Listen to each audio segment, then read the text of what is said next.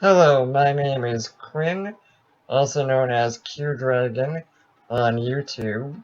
This is a Kickstarter pitch video for my experimental food series.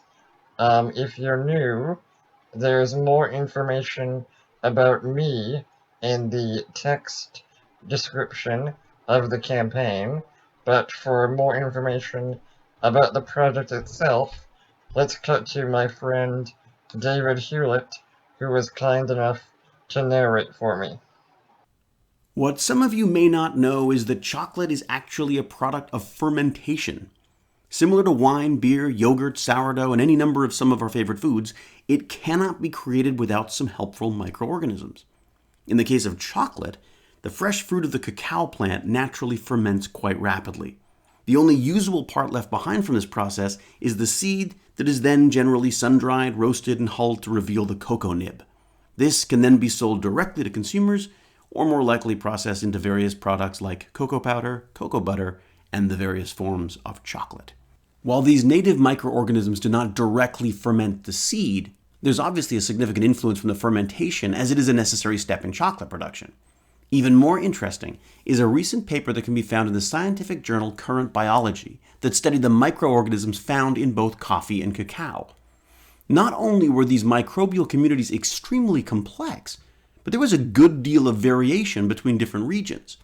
So, it is reasonable to suggest that this difference in microbes is a contributing factor to regional difference in subtle flavors.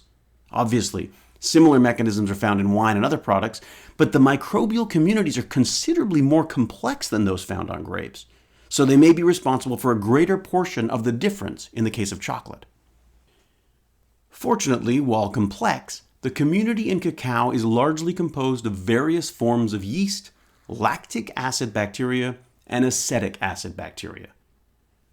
What Quinn intends to do is use fermenting fresh cacao as a starter for various other fermentations like cider, mead, beer, and sourdough to start.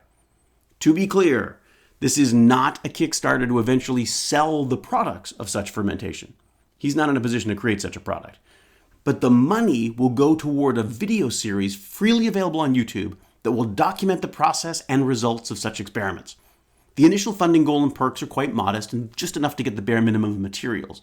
If things go well, stretch goals and more perks will be added that will expand the scope and quality of the series, such as expanding the number of fermentation experiments, scaling up production slightly, and hiring more professionals for photography and filming. To his knowledge, no one has attempted this exact type of fermentation. If you're curious to see what kinds of new products and flavors might emerge, please consider contributing to this Kickstarter and sharing this project with other food nerds. Thank you.